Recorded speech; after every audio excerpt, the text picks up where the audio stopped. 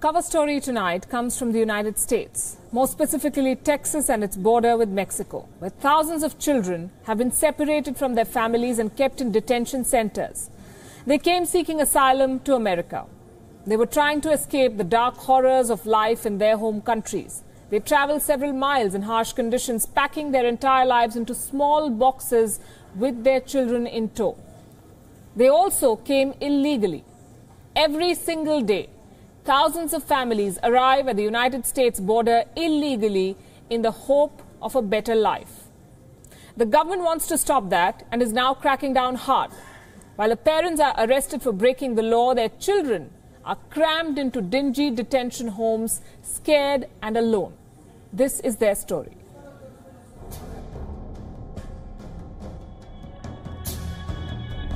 A picture is worth 1,000 words, they say.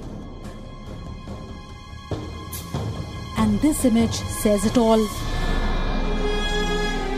A 2-year-old Honduran asylum seeker cries as her mother is searched and detained near the United States-Mexico border. And she's just one of the thousands of children who are separated from their parents every single day. Migrants crossing into America are separated from their children, arrested and prosecuted. Some even deported to where they came from. And the children are tagged unaccompanied minors. What's worse is that they are pushed into this dark, large facility, kept in these cages with metal fencing, with large foil sheets as blankets.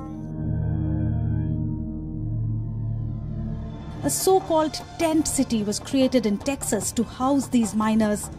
But these too were nothing more than a detention center. And if this wasn't enough, US patrol agents are adding insult to injury. An audio released by a non-profit shows how federal agents are mocking the children, begging for their parents. In a foreign land, terrified and alone. These children are soon reduced to a mere statistic. But while thousands of families are separated, some are lucky. Like this Honduran immigrant who was released and reunited with his 17-year-old in just a few days after they entered the United States. It was hard, the hardest day for me. I felt like I was losing my son. That's what I thought. I was going to lose my son. In May this year, United States President Donald Trump announced the family separation policy. It was a part of his zero-tolerance crackdown on illegal immigrants. And since then, 2,000 children have been separated from their families. 2,000 children in just about 6 weeks. And that's a figure quoted by the United States government. In reality, that number could be far bigger. They flee their home countries hoping for a new life, a new beginning. They travel thousands of miles through dangerous conditions and they set foot on US soil, only to find a dead end. Bureau Report, WION. Donald Trump is facing severe criticism over this separation policy. But he's not one to back down. He believes in brazening things out, and that's what he's doing. The United States president has washed his hands off the crisis. He's blamed his predecessors, the Democrats, for a flawed law. He says the law he's implementing was passed by them. This claim is being contested. Leading the band of critics, is former Secretary of State Hillary Clinton, the woman who fought Donald Trump in the presidential election in 2016. She says Donald Trump is lying.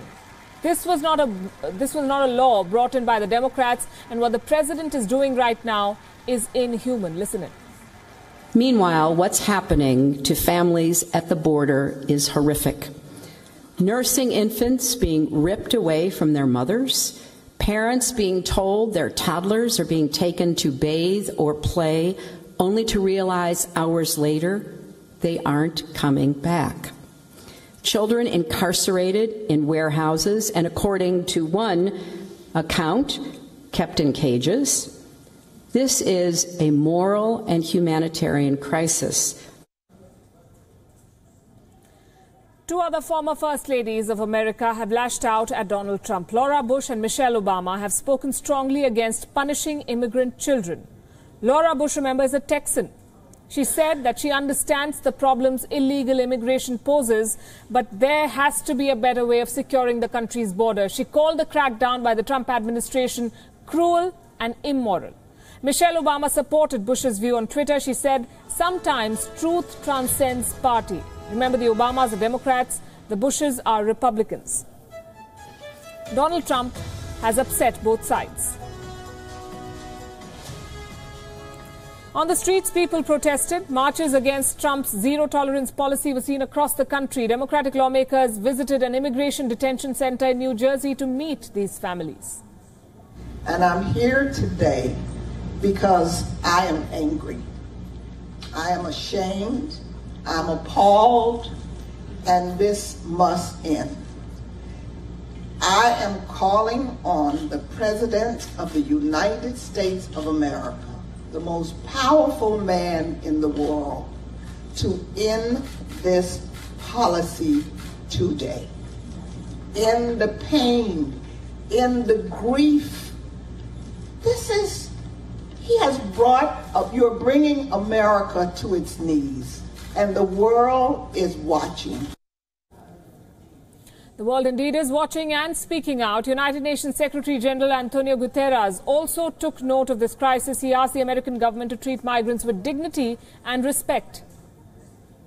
On the issue of migrants and refugee children, as a matter of principle, the Secretary General believes that refugee and migrants should always be treated with dignity and with respect, and in accordance with existing international laws. Children must not be traumatized by being separated from their parents. Family unity must be preserved. But the American president seems convinced that he's doing the right thing. He's declared that he will not let America be turned into a refugee camp. For those who don't understand the gravity of the danger, he says, look at what's happened to Europe.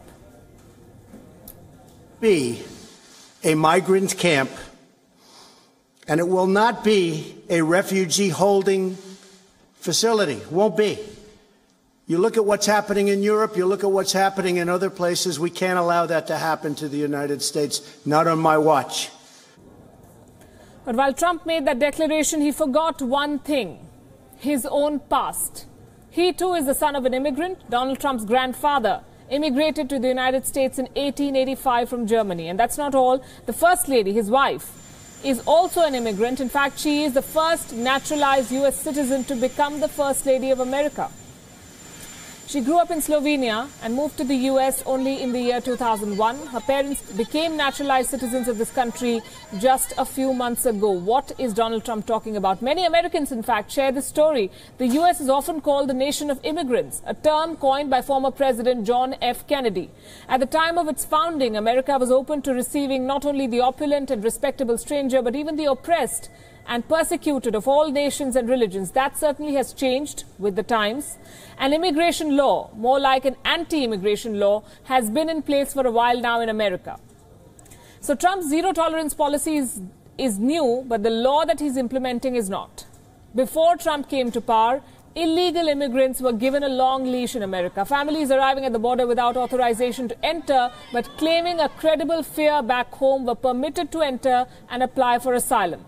Some were detained while applying for asylum, others were not. Many factors decided that, including logistical availability.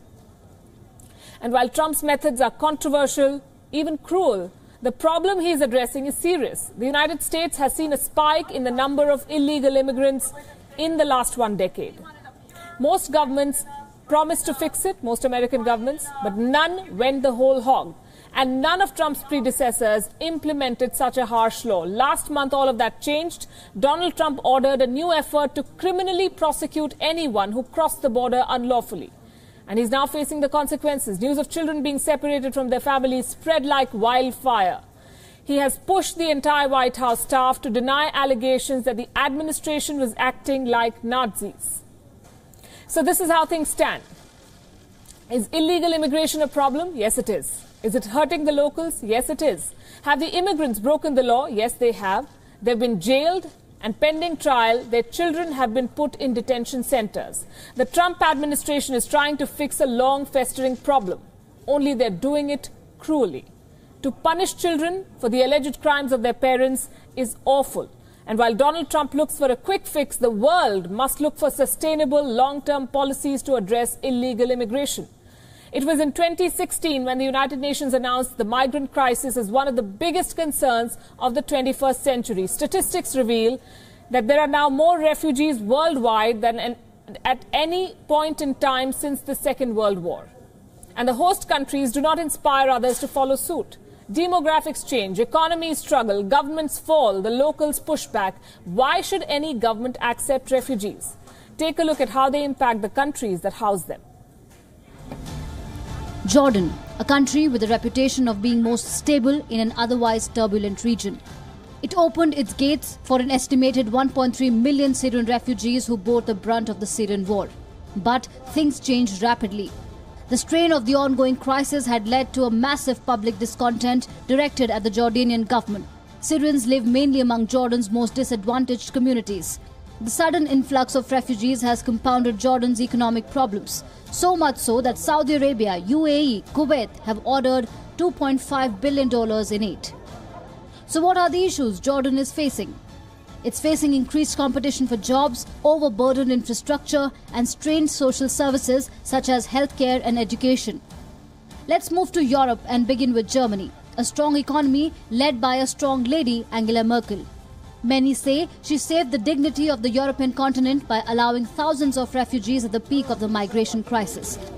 So far, Germany has accepted over 1.3 million refugees, but now Merkel's own coalition government faces a possible threat from the migrant crisis. Just 2 days ago, this migrant ship, Aquarius, with over 600 rescued migrants, grabbed international attention when it was refused entry by Italy and Malta and was eventually allowed to dock at a harbour in France. A massive blame game ensued among France, Spain and Italy, with each country lecturing the other on ethics and humanity. While Spain's socialist government has decided to take care of the refugees, Italy has taken a hard stand on the issue. This is because between January and June last year, Italy saw a 20% jump in the number of migrants arriving by sea at a time when others like France, Switzerland, Austria had closed their borders. The newly elected coalition government of Italy that came to power riding on the anti-immigrants agenda believes it's unfair that the EU frontline countries face the maximum migrant influx. Asia also saw a woman leading from the front when millions of Rohingya refugees from Myanmar were in need. That's when Bangladesh's Prime Minister Sheikh Hasina opened the border to give them a helping hand. But the unprecedented exodus of Rohingya refugees got many locals worried about the future, especially at a time when the South Asian nation is already grappling with population and poverty. Nearly 1 million Rohingya refugees entered Bangladesh from Myanmar since September 2017. Other impoverished countries are also at the receiving end of the crisis. Countries like Pakistan, Lebanon, Iran and Ethiopia are struggling both politically and economically. According to the United Nations High Commission for Refugees, Pakistan is home to the largest refugee population in the world. The number is more than 1.45 million and most of them are from Afghanistan. As per United Nations, there are 65.3 million refugees around the world at the moment. Whatever said and done, the world is witnessing its worst refugee crisis since the Second World War. They are the people who would probably not have chosen to migrate. They have been pushed to leave their war-ravaged homes and become unwelcomed guests in other countries. It's high time when the entire world shoulders the responsibility collectively rather than a few bearing the crisis. Bureau Report, WION. Many of you have written to us asking if the illegal immigrants are doing the right thing. Is it right? Is it legal? Is it moral to use their own children as bargaining chips to illegally enter a country? It most certainly isn't. But governments cannot stoop to the level of lawbreakers, and that is what the Trump administration needs to look at.